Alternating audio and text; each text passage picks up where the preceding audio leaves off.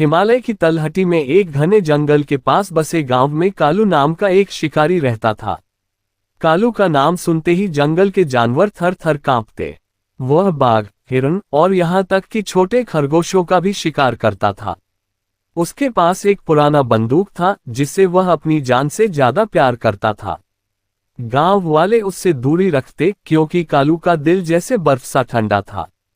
एक सर्द सुबह कालू जंगल में शिकार के लिए निकला। बर्फीली हवा चल रही थी और जंगल में सन्नाटा था। अचानक उसे एक छोटा सा गुफा दिखा। गुफा के पास एक भालू का बच्चा घायल पड़ा था, उसका पंजा पत्थरों में फंस गया था। कालू ने बंदूक तानी मगर बच्चे की आंखों में दर्द और मासूमियत देखकर उसका हाथ रुक गया।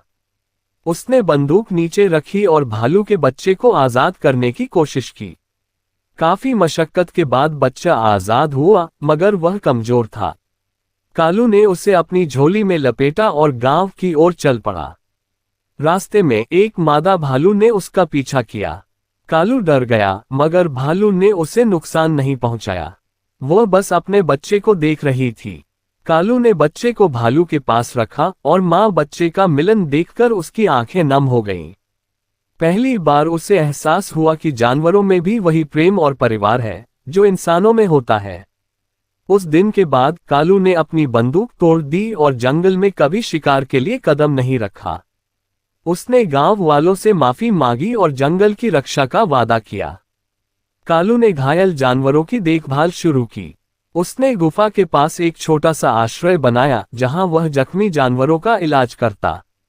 गांव के बच्चे जो पहले उससे डरते थे अब उसके साथ जंगल की सैर करने लगे।